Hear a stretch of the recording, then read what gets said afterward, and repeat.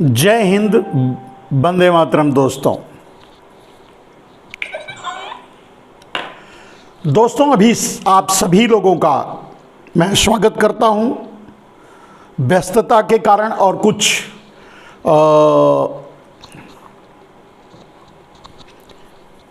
बस व्यस्तता ही कह सकते हैं, व्यस्तता के कारण थोड़ा लेट हो गया, थोड़ा नहीं बहुत ज़्यादा लेट हो गया।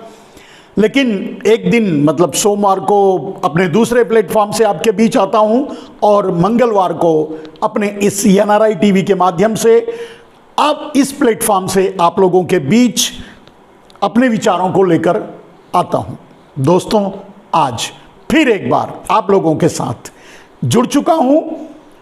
जैसा कि हमेशा हमें आपसे प्रार्थना करते हैं, विनती करते हैं, अनुनय विनय करते हैं कि दोस्तों बहुत कम संसाधन बचे हैं गोदी मीडिया से हटके हमारे और आपके पास ऐसे ही platforms, social media, Facebook, YouTube या जो भी माध्यम बचे हैं, तो इसका उपयोग करके लोगों तक अपनी बातें पहुंचाई जा सकें।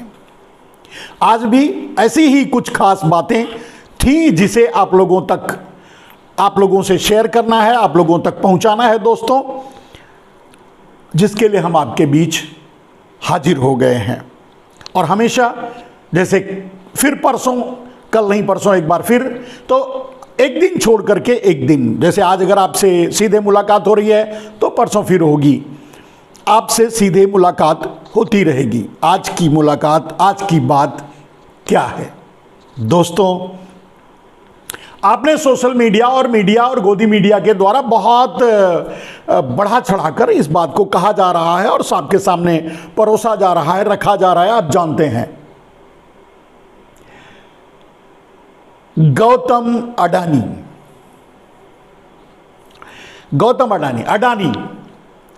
अडानी अब दुनिया के 5वें नंबर के अमीर हो चुके हैं।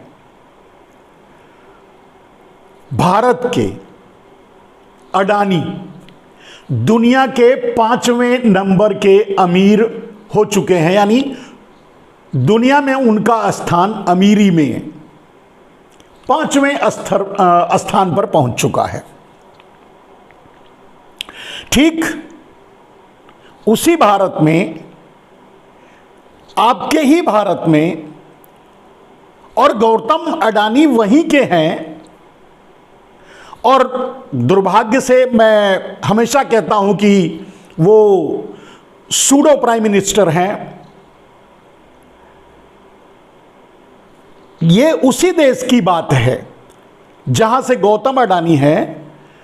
ये उसी देश की बात कर रहा हूं जहां 80 करोड़ भारतवासी 5 किलो अनाज की भीख पर जिंदा हैं।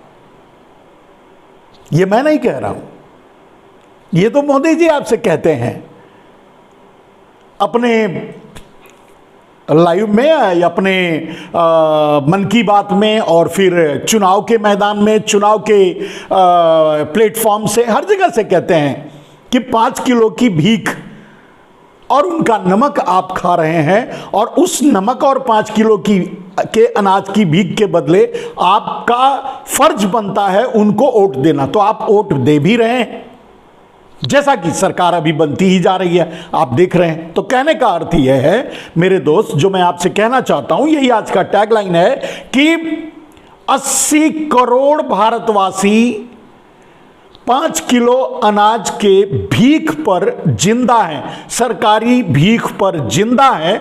वहीं के गौतम अडानी भी हैं जो दुनिया में अमीरों की लिस्ट में, फोर्ब्स ने शायद जारी किया है, अमीरों की लिस्ट में 5वें नंबर पे हैं। तो निश्चय ही दुनिया के और बहुत से अमीरों को पछाड़कर उस स्थान पर पहुंचे होंगे। और वैसे वो अंबानी को बहुत पीछे छोड़ चुके हैं।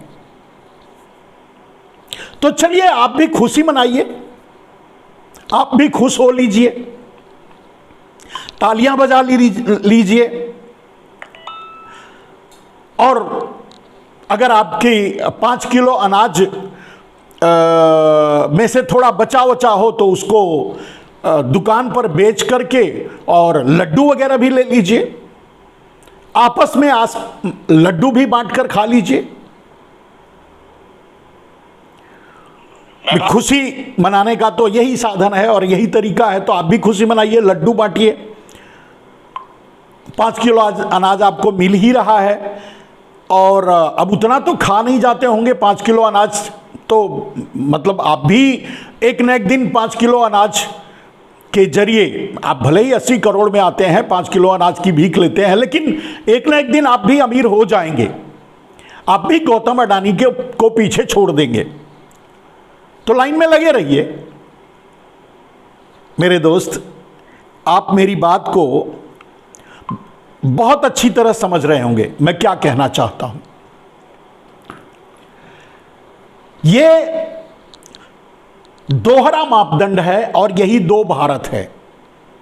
अब आप ये कहेंगे कि क्या गौतम अडानी अभी अमीर हुए हैं क्या, या फिर आपके पैसे से हमारे पैसे से अमीर हुए हैं क्या? तो दोनों बातों का जवाब देना चाहूंगा आपको। गौतम अडानी अभी अभी अमीर हुए हैं, 5वें नंबर पे पहुंचे हैं। 2002 से पहले गौतम अडानी की ये हैसियत नहीं थी, बल्कि बैंकों का कर्जा चुकाने में असमर्थ थे। और आपको पता होगा कि आपको तो 5 किलो अनाज से संतुष्ट किया जा रहा है, आप संतुष्ट भी हैं और आप खुश भी हैं और उसमें लड्डू भी बांट रहे हैं, मतलब आपस में लड्डू भी बांट के खा रहे हैं गौतम अडानी के दुनिया के 5वें नंबर पर पहुंचने में, अमीरी में।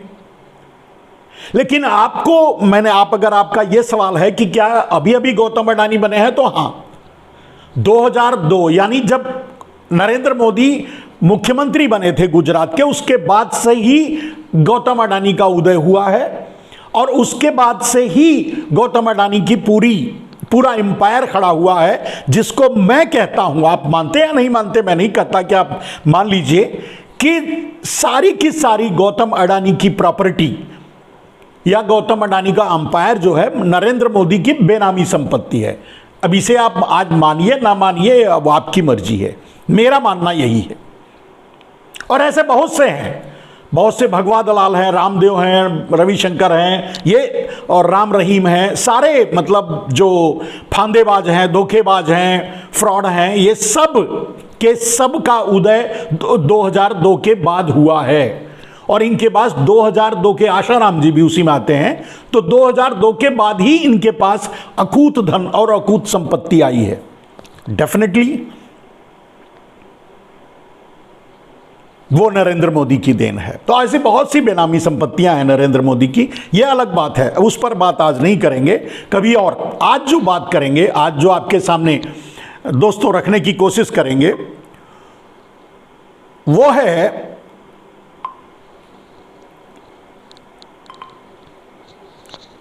ये है कि अडानी। तो दोस्तों, मैंने आपके सामने ये बात बताई कि जिस देश के 80 करोड़ भारतवासी, 120 करोड़ अगर आप हैं तो 80 करोड़, मैं नहीं कहता, मोदी जी कहते हैं, तो 80 करोड़ भारतवासियों को नरेंद्र मोदी सरकारी भीख 5 किलो अनाज देकर जिंदा रखे हुए हैं। उसी देश के गौतम अडानी नरेंद्र मोदी के मित्र और यूं कह सकते हैं कि सूडो प्रधानमंत्री, प्राइम मिनिस्टर,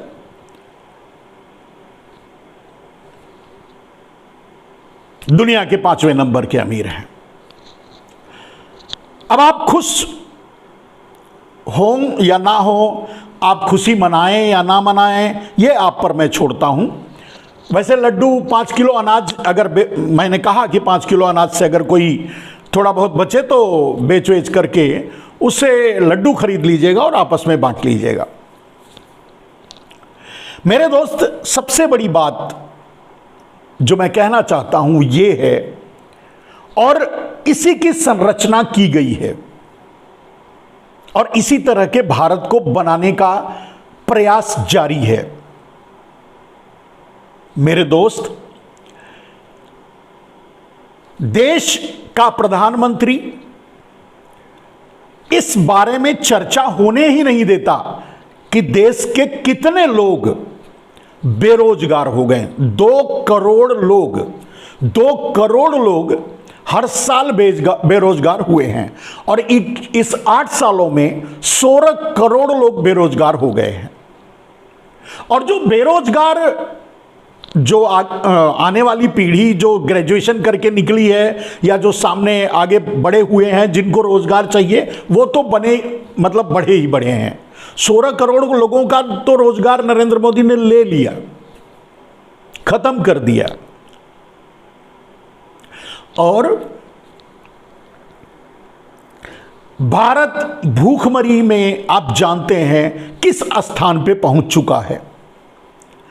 बेरोजगारी, गरीबी, महंगाई तो आप देख ही रहे हैं। आप खुशी खुशी 105 रुपया 110 रुपया में पेट्रोल भरा रहे हैं, 100 रुपए के ऊपर आप डीजल भरा रहे हैं। तो महंगाई भी कोई मायने नहीं रखता और कोई बहुत बड़े तकलीफ की बात नहीं है। आप खुश हैं, और आप खुश हैं मात्र 5 किलो अनाज से, सरकारी भीख से, और इसी में आपको खुश रखना चाहते हैं। और इसीलिए वो चर्चा नहीं करने देना चाहते, चर्चा नहीं करवाना चाहते कि बेरोजगारी, रोजगार का क्या होगा, गरीबी का क्या होगा, किसानों का क्या होगा। आपने देखा किसानों के साथ उन्होंने सीधे सीधे धोखा कर लिया और अब उनकी बात सुनने के लिए तैयार नहीं है। किसानों से जो वादा किए थे, 13 महीने बैठने के बाद किसानों ने उन्हें वादा करने के लिए उनके झूठे वादे को सुन करके अपना आंदोलन खत्म किया, और आज उस वादों को भी, उस वादे से भी पीछे हट गए। आप देख ही रहे हैं।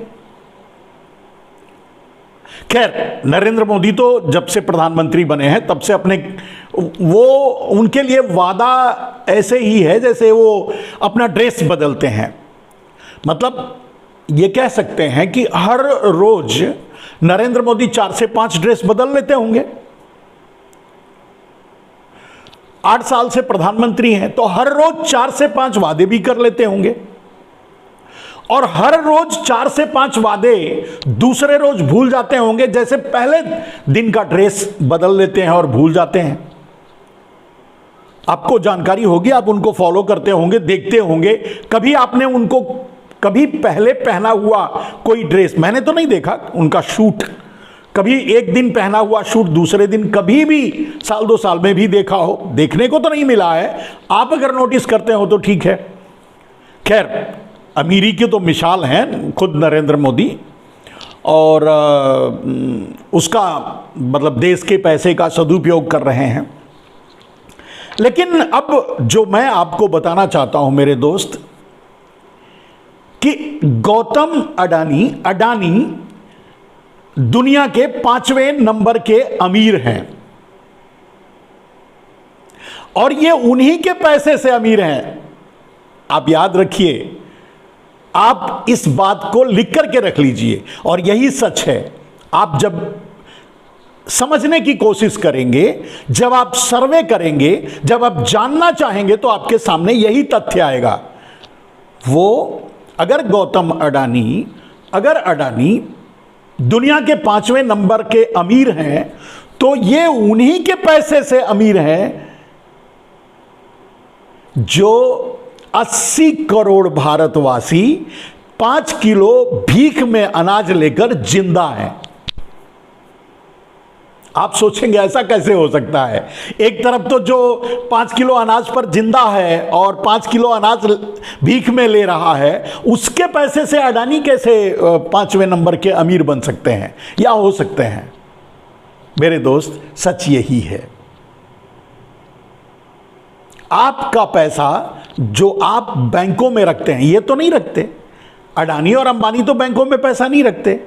आपका पैसा जो आप बैंकों में रखते हैं, अपनी जमा पूंजी, अपने गाढ़े दिनों के लिए, वही पैसा ले करके और वही पैसे का इस्तेमाल करके, उसी पैसे का प्रयोग करके, उसी पैसे को लूट करके, ऐसे भी कह सकते हैं, क्योंकि लूट इसलिए कि मतलब अडानी उसे लोन कह कर लेते हैं और मोदी जी पीछे से उसे माफ कर देते हैं, यानी वो पैसा उनको मुफ्त में मिल जाता है। वो आपका बैंक फेल हो जाते हैं, आप रोते रहते हैं, परेशान होते रहते हैं, आपको फिर से वो पैसा नहीं मिलता, लेकिन अडानी के पास चला जाता है। तो वो उसी 80 करोड़, और यूं कह सकते हैं कि सिर्फ 80 करोड़ नहीं, 120 करोड़ 30 करोड़ जो भारतवासी हैं, जिनकी जो जनसंख्या है, सभी भारतवासियों के पैसे से अडानी 5वें नंबर के अमीर बने हैं। ठीक है। दूसरी बात, अब आपको, अगर आप पढ़े लिखे हैं, इकोनॉमिक्स को समझते हैं, स्टैटिक्स को समझते हैं, बिजनेस को समझते हैं, और ये फ्रॉड बिजनेस करने वाले जो Adani and company, Ambani and company या गुजरात एंड कंपनी है, इनको अगर आप समझना चाहेंगे तो आपको समझ में आएगा कि आपका ही पैसा ये लेकर के 5वें नंबर के अमीर कहलाते हैं, बनते हैं। एक सच और है मेरे दोस्त, ये 5वें नंबर के अमीर आप सुन रहे होंगे, दुनिया के 5वें नंबर के अमीर आप सुन रहे होंगे, आपने सुना, सोशल मीडिया में देखा, लेकिन जब आप इसको समझने की कोशिश करेंगे, इसको तौलेंगे, तो आपको पता चलेगा कि एक पैसे, एक रुपए का अपनी संपत्ति अडानी का नहीं है, और अडानी के पास भी नहीं है।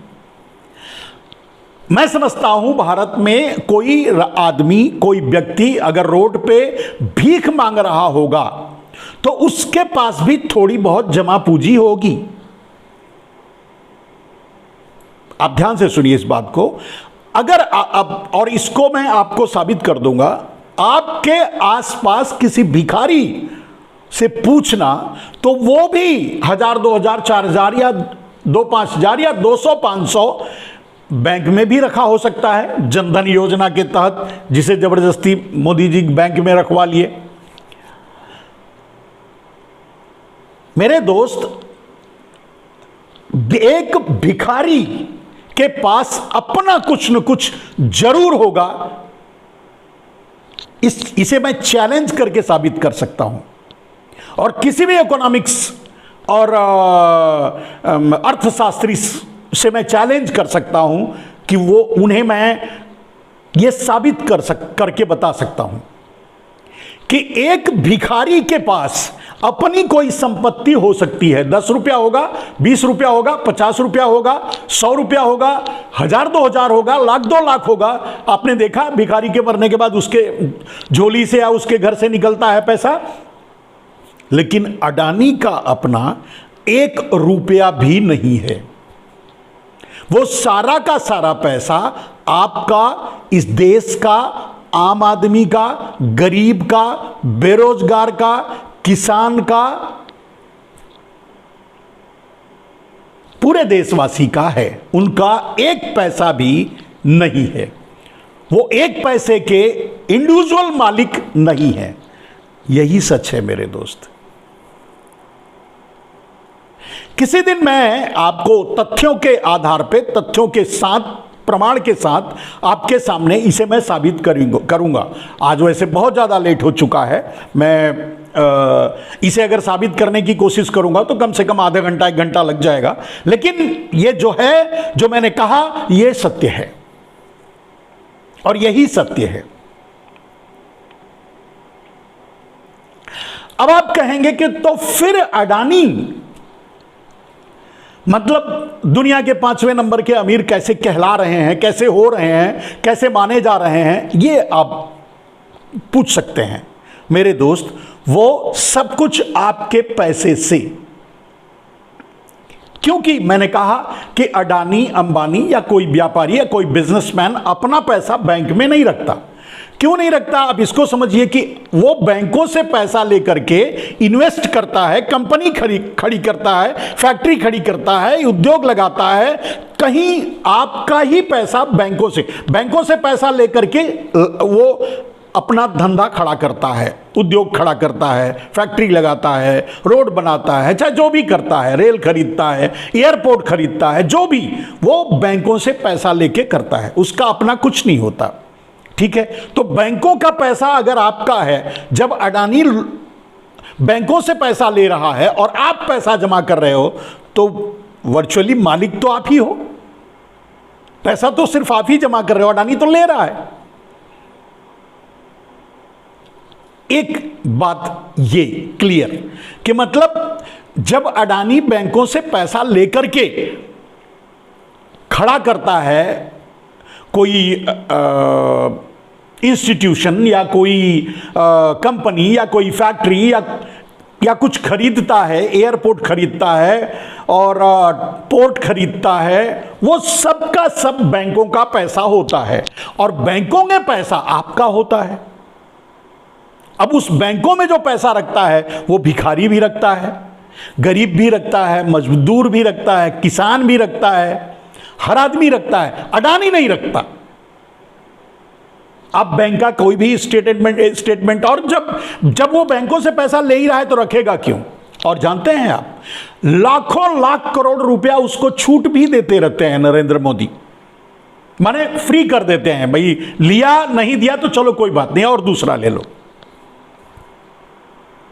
ये तो हो गया कि अडानी का अपना 1 रुपया भी नहीं है, सब पैसा इस देश का आम आदमी का है और उसी 80 करोड़ जनता का जो भीख, सरकारी भीख जिसको कहा करके सरकारी भीख क्या करके दिया जा रहा है 5 किलो अनाज, उसका है, या और बाकी जो 40 करोड़ बचते हैं, अगर 120 करोड़ की जनसंख्या है तो बाकी और जो 40 करोड़ बचते हैं उनका है, जो भीख नहीं ले रहे हैं, किसी तरह से अपना जीवन चला रहे हैं, अपना बिजनेस चला रहे हैं, मध्य वर्ग है, अपर मध्य वर्ग है, मिडिल मध्य वर्ग है, लोअर मध्य वर्ग है, या सर्वहारा है, या मजदूर है, आप सबका पैसा बैंकों में होता है और बैंकों से अडानी पैसा लेते हैं, पैसा बैंकों में नहीं देते। कहने का अर्थ अब यह साफ हो गया कि आपके पैसे से ही अडानी 5वें नंबर के अमीर हैं। अब दूसरी बात जो कहना चाहता हूं, मैंने ये कहा कि उनका अपना मतलब एक भिखारी कुछ पैसे बैंकों में रखा होगा, वो उसका मालिक होगा, या कुछ जमीनें अपने पास खरीद करके रखा होगा, मध्य वर्ग का आदमी, आप कोई दुकान खरीदे होंगे, आप कोई अपने घर बनाने के लिए कुछ खरीदे होंगे, या कोई प्रॉपर्टी होगी, या बाप दादा से मिली हुई आपके पास कुछ जमीन होगी जिसको आप खेती बाड़ी करते होंगे, उससे अनाज उपजाते होंगे, वो आपका होगा, आप मालिक हो सकते हैं। अडानी के पास अपना ना तो 1 इंच जमीन है, ना 1 इंच, ना एक नया पैसा अपना खुद का है, ना 1 इंच जमीन है, ना कोई मकान है, ना घर है, कुछ भी नहीं। अब आप कह रहे होंगे कि इतनी बड़ी संपत्ति खरीद रहे हैं ये सब, तो और वो अडानी का है, सब जगह अडानी का नाम लिखा है, और तो ये कैसे हो सकता है? यही है मेरे दोस्त, सच यही है। अच्छा, अब दूसरी चीज, जैसे अडानी को ये कहा गया, फोर्ब्स ने ये बताया कि भाई 5वें नंबर के दुनिया के अमीर हैं अडानी। अमीर कैसे हैं उसको आप समझिए। पहले तो आप ये समझ गए कि आपके ही पैसे को लेकर के अडानी ये एम्पायर खड़ा किए हैं, यानी वो आपका है, अडानी का नहीं है। अडानी को अगर अपने पैसे से, कि भाई अपने पैसे से आप जहर खरीद कर खा के मर जाओ तो भी वो उनके पास पैसे नहीं मिलेंगे। मतलब एक गिलास पानी खरीद कर नहीं पी सकते, एक बिस्किट का पैकेट खरीद नहीं सकते, अपने पैसे से नहीं खरीद सकते, ये सच है। अब रह गई बात कि वो फिर इतने बड़े अमीर कैसे दिखाए जाते हैं, उसको समझिए। मेरे दोस्त, जो पैसा आपसे लेते हैं वो कहीं ना कहीं लगाते हैं, कंपनी बनाते हैं, फैक्ट्री बनाते हैं, कोई संस्थान बनाते हैं, एयरपोर्ट खरीद लेते हैं और रेलवे खरीद लेते हैं, स्टेशन खरीद लेते हैं, ये सब खरीद लेते हैं, ठीक है। उसका एक नाम दे देते हैं, भाई ये प्राइवेट लिमिटेड ये है, ये लिमिटेड ये है। किसी स्टेशन को खरीद लिया तो वो, जैसे मान लीजिए कि मैं बोलता हूं कि लखनऊ एयरपोर्ट को खरीद लिया, तो Lucknow airport limited, Adani Lucknow airport limited करके एक कंपनी बना दी। तो वो जो खरीदते हैं उसको एक कंपनी में कन्वर्ट कर देते हैं। जो भी इंस्टीट्यूशन या जो भी फैक्ट्री या जो भी उत्पादन का क्षेत्र, जिस क्षेत्र में पैसा लगाते हैं उसको एक नाम देते हैं, एक कंपनी का, और उसको शेयर मार्केट, शेयर बाजार माने जुआ घर में लिस्ट कर देते हैं। अब जुआ घर में मैनिपुलेशन करके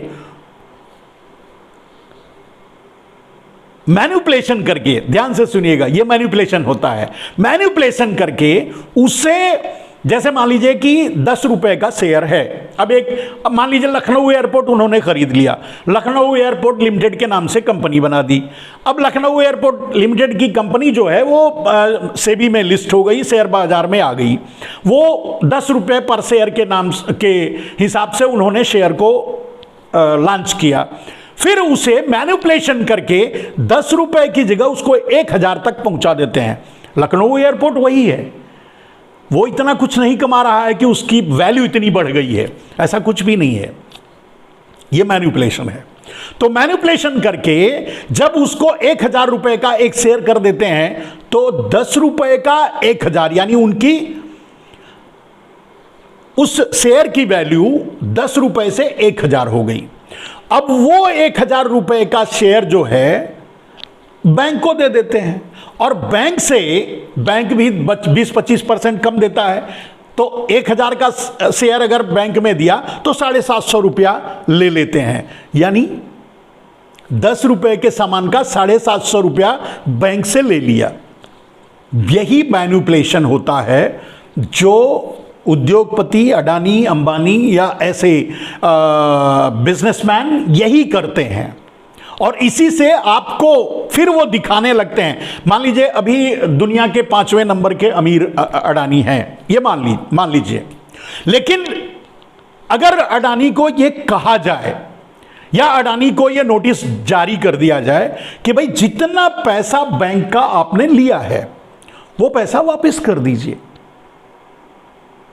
तो अडानी 5 बार बिक जाएंगे, क्योंकि सब मैनिपुलेशन है। 5 बार बिक जाएंगे तब भी बैंक का पैसा नहीं लौटा पाएंगे। बैंक का पैसा यानी आपका और देश का पैसा, गरीब का पैसा, मजदूर का पैसा। मेरे कहने का अर्थ ये मेरे दोस्त, ये जो उद्योगपति का नंबर लेबल लगता है, या जो ये अडानी हैं, अंबानी हैं, ये लोग आपके पैसे को सरकार को शिखंडी बना करके, सरकार को खरीद करके, सरकार की दलाली में अपने आप को इतना भारी भरकम दिखाने लगते हैं कि दुनिया में भी उनका नाम पहुंचने लगता है। अब एक बात सोचिए कि लखनऊ एयरपोर्ट का 10 रुपए का शेयर 10,000 तो पहुंचा दिया, लेकिन अगर लखनऊ एयरपोर्ट बेचना पड़ जाए तो फिर उसका 10 रुपया ही मिलेगा, 10,000 नहीं मिलेगा, क्योंकि वो तो मैनिपुलेशन है। जो गेम ये प्ले करते हैं, जो गेम ये खेलते हैं, वो मैनिपुलेशन है, तो 10 रुपया ही मिलेगा। माने इस बात से मैं आपको यह समझाने की कोशिश कर रहा हूं मेरे दोस्त कि आपको तो भीख दी जा रही है 5 किलो, और आपके ही पैसे से अडानी को 5वें नंबर का अमीर बनाया जा रहा है। यह सच है, यही सत्य है, यही ट्रूथ है। अब इसको शायद मैं अच्छी तरह से आपको समझा नहीं पाऊंगा, या हो सकता है कि आप समझ ना पाएं, लेकिन इस पर अगर आप रिसर्च करेंगे, आप जानने की कोशिश करेंगे, तो आपको समझ में आ जाएगा। बहुत खतरनाक खेल खेला जा रहा है मेरे दोस्त देश के साथ, बहुत खतरनाक। और मैंने पहले भी बताया कि जो केंद्रीयकरण किया जा रहा है, सूडो प्राइम मिनिस्टर साबित किया जा रहा है या पावर दिया जा रहा है एक आदमी के हाथ में, यानी अडानी के हाथ में, कल अडानी वो भस्मासुर बन सकते हैं जो मोदी को भी निगल सकते हैं। हमको आपको कहां से छोड़ेंगे? कल अगर मैंने अब आप एक बात समझ लीजिए, मीडिया अडानी के हाथ में है पूरा। आप जानते हैं सारे चैनल अडानी अंबानी के हैं, तो मीडिया अडानी के हाथ में है। विधायिका यानी संसद भवन अडानी का है, उसमें जितने लोग बैठते हैं सब अडानी के खरीदे हुए गुलाम हैं। खरीदे हुए गुलाम मैं क्यों कह रहा हूं? क्योंकि सारा पैसा जो 90% चुनाव फंड है वो भारतीय जनता पार्टी को मिल रहा है, तो जो उसके सांसद हैं वो खरीदे हुए हैं, उसी पैसे से वो बन रहे हैं ना। पैसे के दम पे जबरदस्ती, पैसे के दम पे चोरी करके, पैसे के दम पे झूठा प्रचार करके, पैसे के दम पे, और उसी पैसे के जो अडानी दे रहे हैं, अंबानी दे रहे हैं, यानी ये उद्योगपति दे रहे हैं। दूसरी तरफ जो CSR फंड है,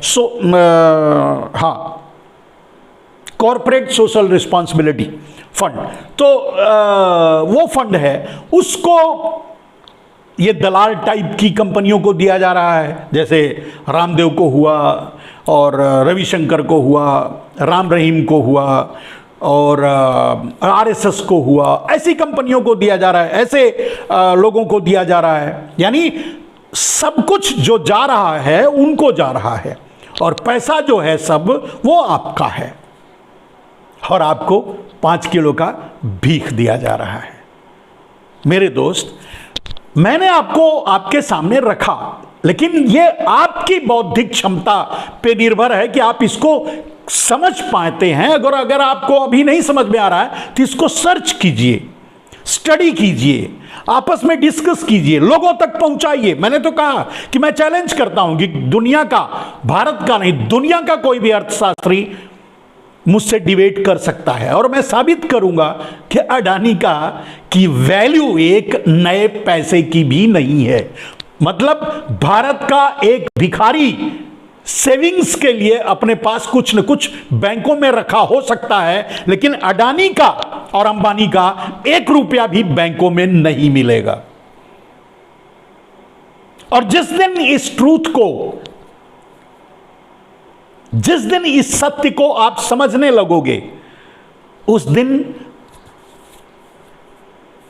आप पर निगाह रखी जाएगी, आपको देशद्रोही साबित किया जाएगा, आपसे कहा जाएगा कि आप पाकिस्तान चले जाओ। समझने की बात है, जिस दिन आप समझने लगोगे। और यह बात समझो कि जब 120 करोड़ भारतवासी इस बात को समझने लगेंगे और समझ जाएंगे, उस दिन हिंदू मुसलमान वाला चैप्टर खत्म हो जाएगा, बंद हो जाएगा। आप जानते हैं, आपसे कहा जा रहा है कि भारत को क्या कहेंगे, अखंड भारत बनाएंगे। ठीक है, एक तरफ कहा जा रहा है आपको अखंड भारत बनाने का सपना दिखाया जा रहा है। अखंड भारत का मतलब होता है कि अफगानिस्तान, पाकिस्तान, बलूचिस्तान या बांग्लादेश, म्यांमार या फिर इंडोनेशिया, मलेशिया या फिर इधर सिंगापुर वगैरह भी उसी में आता है, और फिर एशिया का ज़्यादातर भूभाग अखंड भारत का हिस्सा है। तो वो अखंड भारत बनाने का सपना आपको एक तरफ दिखाया जा रहा है, और दूसरी तरफ आपको कहा जा रहा है कि हम हिंदू राष्ट्र घोषित करेंगे। ठीक है, और तीसरी तरफ आपको कहा जा रहा है कि आपका धर्म है कि आप अगर हिंदू बनना चाहते हैं, हिंदू धर्म से प्यार करते हैं, अगर आप हिंदू हैं, अगर आपको हिंदू साबित करना है अपने आप को, तो आपको मुसलमानों से नफरत करनी पड़ेगी। यह कहा जा रहा है। अब आप समझिए, आप जानते हैं, मैंने एक तरफ आपको वो बातें बताई कि अडानी अंबानी की औकात और अडानी अंबानी कहां कैसे क्यों हैं वो आपकी, और आप इस बात पर डिबेट ना करो, आप इस बात को समझ ना लो और इस पर कुछ बोलना ना शुरू करो। इसके लिए आपको हिंदू और मुसलमान में बांटा जा रहा है, और तो और भी तरीके से बांटने के तरीके हैं, छोटी जात, बड़ी जात, ये तो वो दुनिया भर के, तो आपको बांटने की कोशिश की जा रही है, बांटा जा रहा है आपको। मैंने कहा 3 बातें आपके सामने रखी जा रही हैं।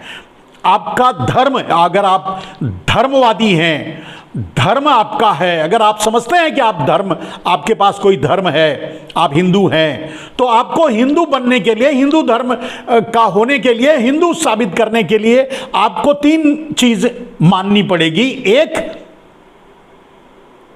कि वो अखंड भारत बनाएंगे, दूसरा कि वो हिंदू राष्ट्र बनाएंगे, और तीसरा कि आपको मुसलमानों से नफरत करनी है।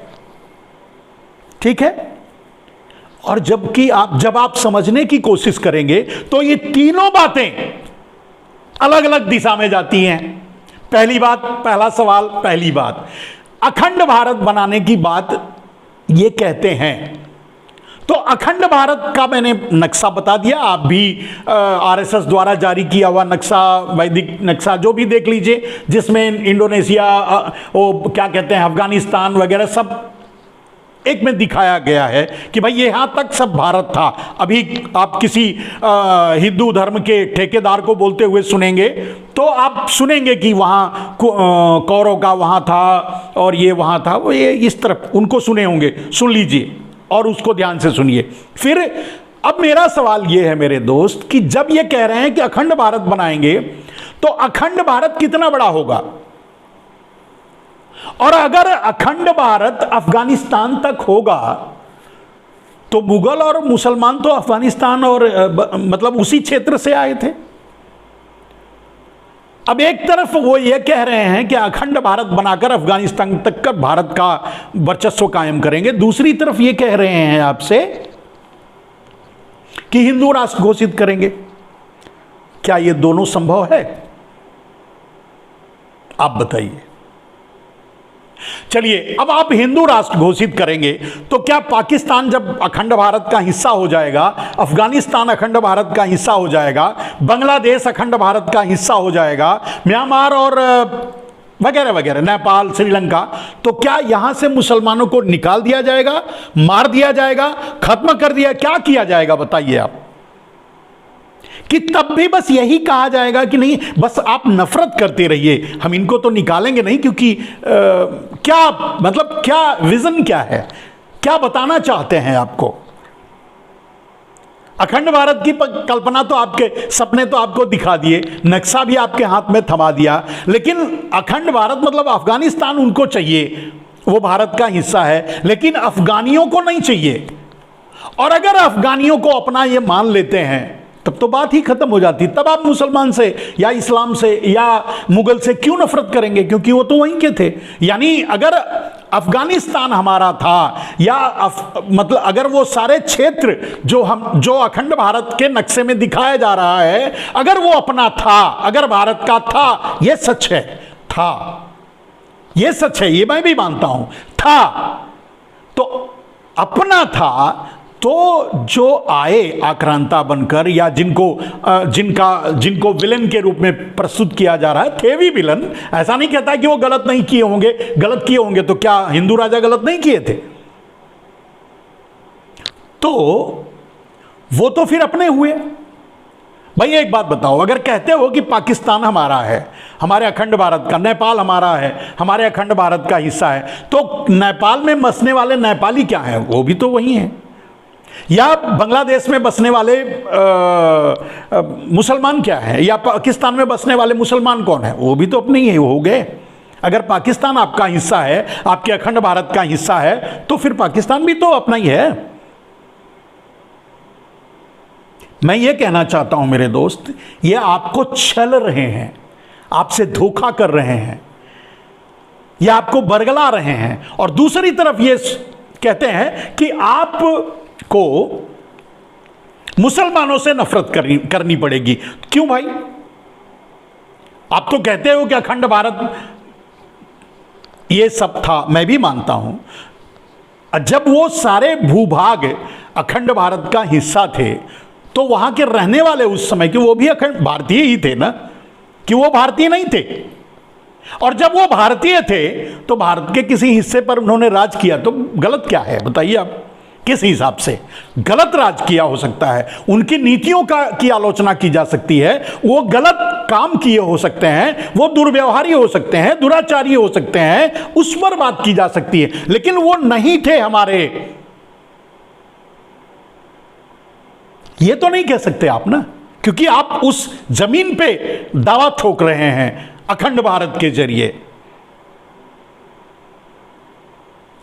आप जानते हैं मतलब ये फ्रॉड मतलब किस तरह से आपको गुमराह किया जाता है। दूसरा आपको जो चैप्टर पढ़ाया जा रहा है ये कि हम हिंदू राष्ट्र बनाएंगे, तो अब जो हिंदू राष्ट्र बनाएंगे वो ये बता दें कि फिर केरल से मुसलमानों का क्या करेंगे, या भारत के जो 20 करोड़ मुसलमान हैं उनका क्या करेंगे।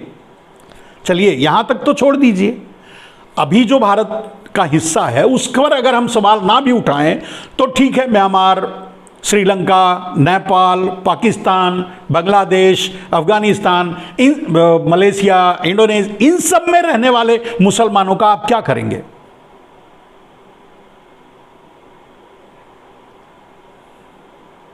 वो कैसे हिंदू राष्ट्र बनाएंगे? और जब हिंदू राष्ट्र बनाएंगे तो क्या वो, खैर अब ये आप समझ गए कि ये आपको आपके साथ मतलब धोखा, सिर्फ और धोखा, सिर्फ झूठ, सिर्फ मक्कारी, सिर्फ गद्दारी कर रहे हैं। ये आपको सच नहीं बता रहे हैं, आपको गुमराह करके आपके पैसे से ये ऐश कर रहे हैं, बस यही कर रहे हैं, इसके अलावा कुछ नहीं कर रहे हैं। और जिस दिन आप ये समझ जाएंगे उस दिन इनकी दुकान बंद हो जाएगी, सीधी सी बात है। ये अपनी दुकान बंद नहीं करना चाहते, दुकान चलाने रहना चाहते हैं। 80 करोड़, मैंने कहा कि 80 करोड़ को भीख दे रहे हैं, और उन्हीं भिखारियों जो 80 करोड़ भिखारी हैं उन्हीं भिखारियों के पैसे से, और बाकी और जो 40 करोड़ बचते हैं उनके 80 माने 120 करोड़ भारतवासियों के पैसे से ये अमीर भी बन रहे हैं, अमीर अपने आप को दिखा भी रहे हैं और आपके संसाधनों का प्रयोग भी कर रहे हैं। आपको भिखारी कह रहे हैं, आपको भिखारी बना रहे हैं। कितनी खतरनाक खेल है बताइए। और उस खतरनाक खेल को आप समझ न जाओ, इसके लिए आपको हिंदू राष्ट्र का झुंझुना और अखंड भारत का झुंझुना और वगैरह वगैरह दे रहे हैं। तो गंभीरता से इसको आप समझिए मेरे दोस्त। जब इसको आप समझे, मतलब हमारी तरह जब एनालिसिस करेंगे, स्टडी करेंगे, समझने की कोशिश करेंगे फेयर होकर के, यानी आप दुराग्रह से नहीं, ये हमारा दुश्मन है, ये हमारा हित है, ये हमारा मित्र है, ये अच्छा है, ये बुरा है, आप पहले तय मत कीजिए। आप पहले अध्ययन कर लीजिए, अच्छा लगे तो ठीक है। और आज मैं इसलिए इस बात को कह रहा हूं मेरे दोस्त कि आज भारत की पूरी राजनीति मुसलमानों पर केंद्रित हो गई है, ठीक है, मुगलों पर केंद्रित हो गई है। अब भारत का हर हिंदू, अगर मतलब मोदी की भाषा में कहा जाए, उनके लोगों की या इनके छल की भाषा में कहा जाए, तो भारत का हर हिंदू बाबर, हुमायूं, अकबर से बदला लेना चाहता है। अब वो गरीबी से नहीं निकलना चाहता, अपने बच्चों को पढ़ाना लिखाना नहीं चाहता। खैर ये अपने बच्चों को विदेशों में पढ़ाते हैं। अमित शाह का बेटा जैसा बीसीसीआई का अध्यक्ष है, वो बजरंग दल का सदस्य नहीं है, वो हिंदू सेना का सदस्य नहीं है। आप समझिए। और वही राज भी करेगा आप पर। आज बीसीसीआई का चेयरमैन है तो कल आपका प्रधानमंत्री भी बन जाएगा, आप स्वीकार भी कर लोगे। लेकिन आप आपस में लड़ते रहोगे, और जब आपस में आप लड़ते रहोगे तभी तो वो राज कर पाएंगे। चलिए, जय शाह से के अलावा भारत में ऐसा कोई नहीं था जो बीसीसीआई का वो बन सकता, क्या बोलते हैं, सेक्रेटरी वगैरह जो भी है वो उनका लड़का, आप सोचो।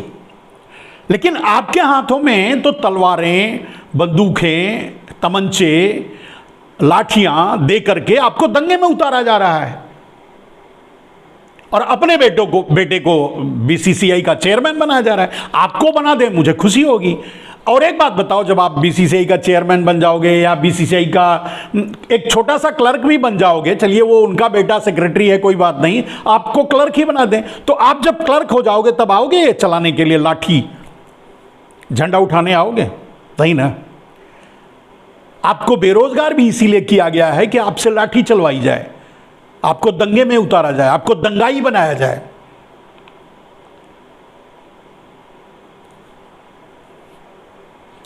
तो अब आती है वो बात मेरे दोस्त कि जिनसे हमको और आपको यह कहा जा रहा है कि आप मुगलों से, मुसलमानों से नफरत करो, वो आए कहां से?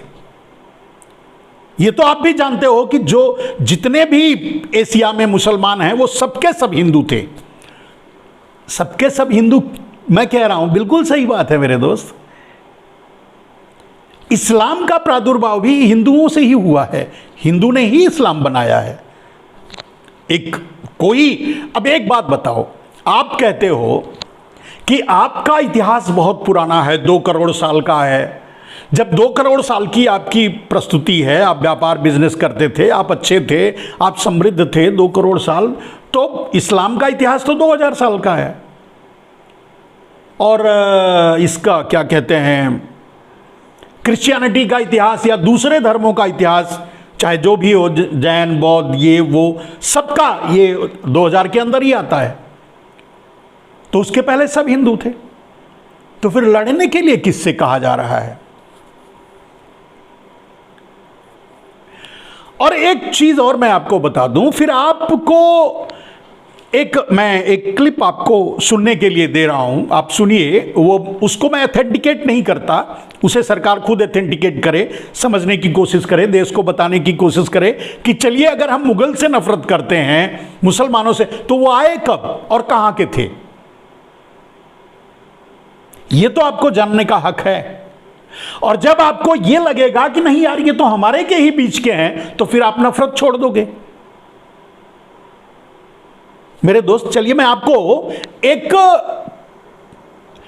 थोड़ा क्लिप सुनने के लिए दे रहा हूं, आप इसे सुनिए और समझने की कोशिश कीजिए।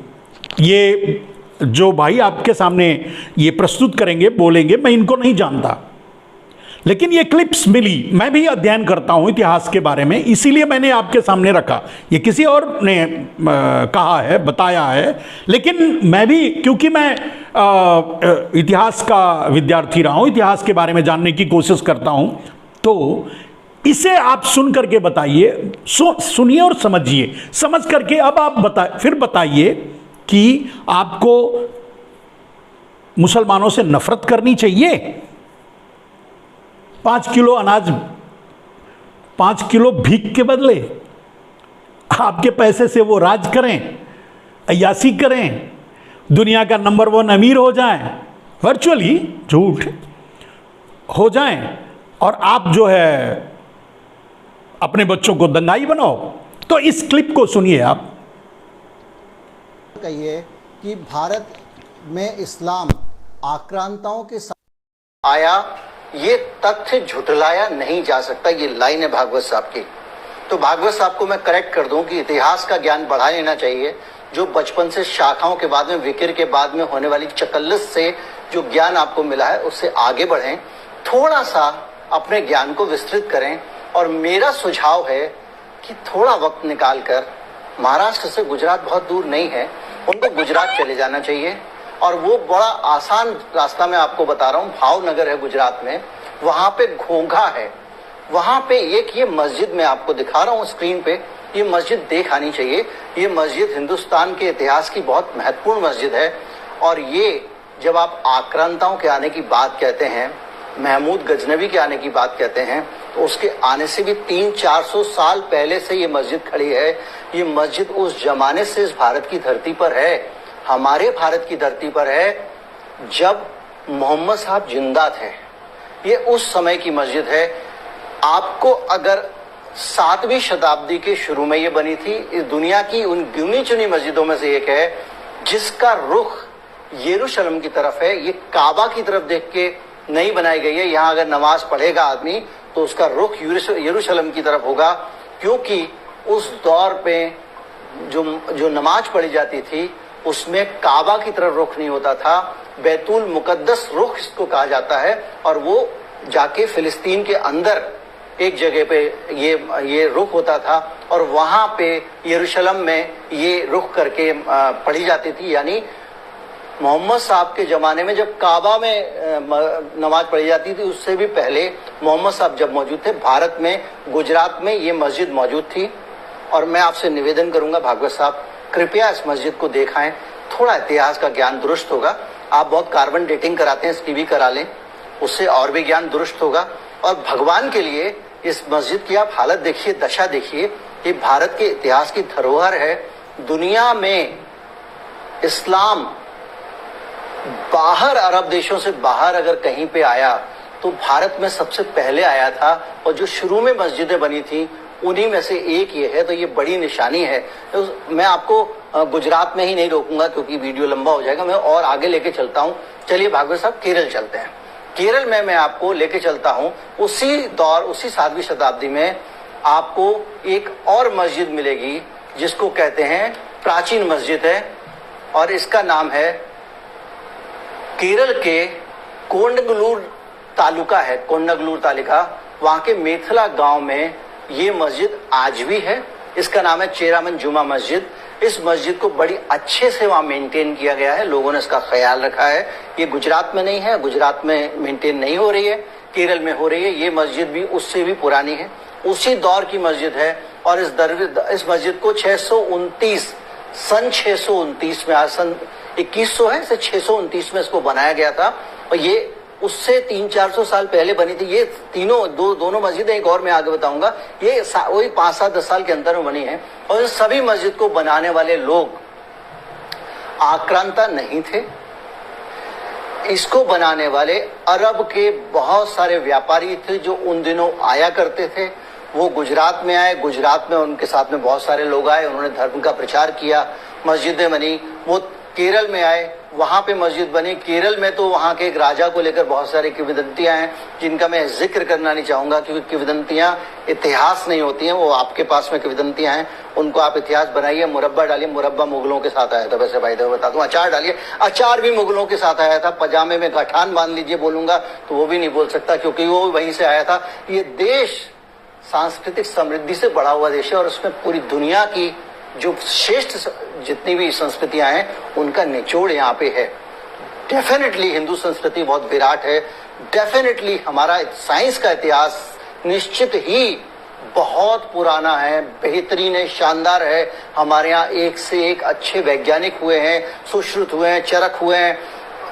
पूरी तरह से पूरी दुनिया में हम लीडर थे, लेकिन अब हमारे यहाँ उस पद्धति से इसलिए सर्जरी नहीं होती क्योंकि हम लोगों की पूरी ऊर्जा प्रतिक्रिया में खर्च हो रही है, उनके साथ उसके काम को आगे बढ़ाने में खर्च नहीं हो रही है। ये मस्जिद जो है उस वक्त इसलिए भी इम्पोर्टेंट है कि उस वक्त वहां से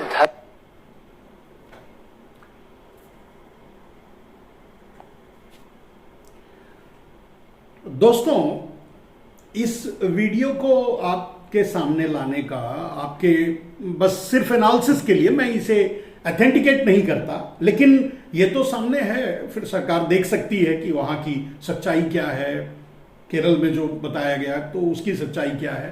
क्योंकि मैं इतिहास से में रुचि रखता हूँ, इसके लिए मैं भी इसको एक नज़र में इसे मैं सही मानता हूँ, लेकिन पूरी तरह से मैं तस्दीक नहीं करता क्योंकि मैं उस अध्ययन तक नहीं पहुंच पाया हूं। अब रह गई बात, मैं अक्सर आपको यह बताता रहा हूं मेरे दोस्त कि भारत को जितनी बार भी गुलामी मिली है, भारत जितनी बार गुलाम हुआ है, उसके लिए अकेले कोई और नहीं, जूनागढ़ी यानी गुजराती जिम्मेदार है।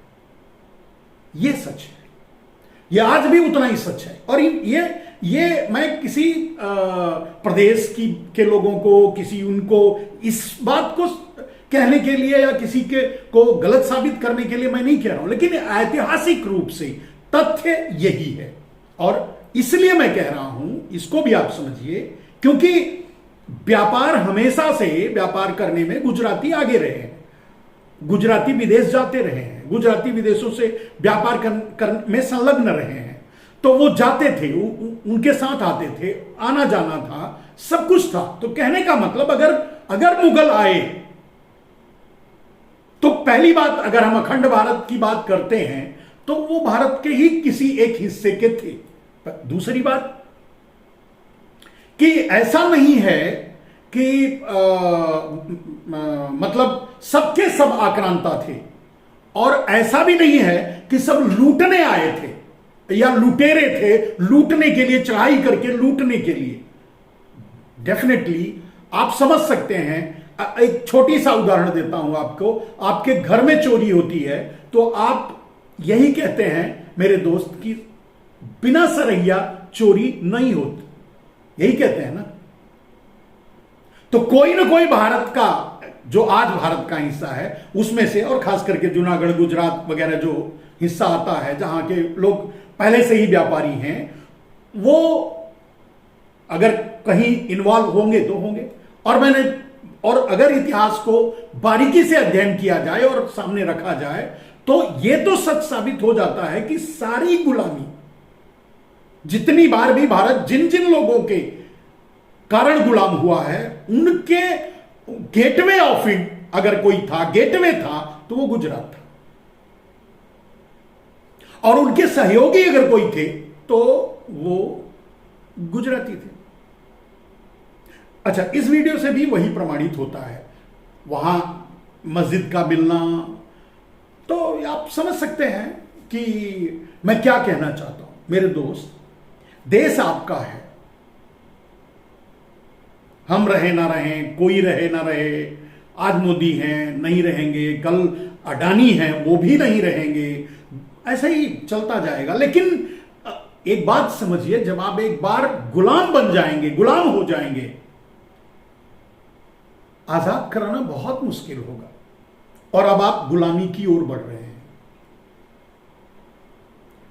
पहली तो आप मानसिक गुलामी की ओर बढ़ रहे हैं, क्योंकि आप खुद समझ ही नहीं पा रहे हैं सच क्या है और गलत क्या है। सच और झूठ में आप फैसला नहीं कर पा रहे हैं। दूसरी आपकी गुलामी है, आप अपनों से ही नफरत कर रहे हैं। तीसरी बात, अगर आप ये मानते हैं कि हिंदू संस्कृति, हिंदू राष्ट्र, हिंदू धर्म, हिंदू बहुत बड़ा है, बहुत विशाल है, बहुत दूर तक फैला, तो कहने का अर्थ आप ही खुद ये मान लेते हैं, साबित कर देते हैं कि ये जो भी है, चाहे मुगल हो, ये सब है, वो सब अपने बीच के ही थे। और तीसरी बात, जिनसे आपको नफरत करनी चाहिए, जिनसे आपको दूरी बनानी चाहिए, जो बाहर से, रियल में बाहर से आकर के आपको रौंद करके गए, उनको तो आप बुला करके रेड कारपेट बिछा रहे हो। अभी अभी आके गए, उनको बुलडोजर पे चढ़ा करके फोटो खींच रहे हो, याद दिला रहे हो कि हम आपके गुलाम हैं, थे, आप हमें बुलडोजर से रौंद चुके हो, फिर एक बार रौंद लीजिए। बोरिस जॉनसन की बात मैं कर रहा हूं। खैर, ये डिप्लोमेसी है, दुनिया के संबंध अच्छे रखने के लिए ऐसा करना पड़ता है, लेकिन इस तरह से नहीं करना पड़ता कि आप अपने भारत के सम्मान को ही उसके पैरों में डाल दो। चलिए, अगली बार जब हम आपसे मिलेंगे तो आपको यह बताएंगे कि सचमुच भारत विश्वगुरु बन सकता है? क्या भारत विश्वगुरु बन सकता है? और बनने में कितना समय लगेगा? मेरे दोस्त, सच तो यह है कि भारत एक क्षण में, एक कलम से और एक दस्तखत से भारत विश्व गुरु बन सकता है। यह मेरा मानना है, बशर्ते सत्ता पर बैठा, सत्ता के सबसे शीर्ष पर बैठा आदमी दलाल ना हो। तो मेरा अगला लाइव इस सब्जेक्ट पे होगा। आज के लिए बस इतना ही। जय हिंद, वंदे मातरम। माफ कीजिएगा, आज मुझे लेट हो गया आप लोगों के बीच आने में, क्योंकि थोड़ी व्यस्तता थी। और मैं हमेशा ये कोशिश रहेगी कि हम आपके बीच समय से आएं। 10 बजे हमारा समय होता है, और अब कल नहीं परसों आपके बीच आएंगे अपने इस प्लेटफॉर्म के जरिए एक और विषय को लेकर के। इसी तरह से गूढ़ सब्जेक्ट जिसे समझने में थोड़ी तकलीफ होती है, समझना थोड़ा मुश्किल भी होता है, और समझने के लिए पढ़ना लिखना या उस पर रिसर्च करना जरूरी होता है। ऐसे एक सब्जेक्ट के साथ फिर आपके बीच आएंगे। आज के लिए बस इतना ही। जय हिंद, वंदे मातरम।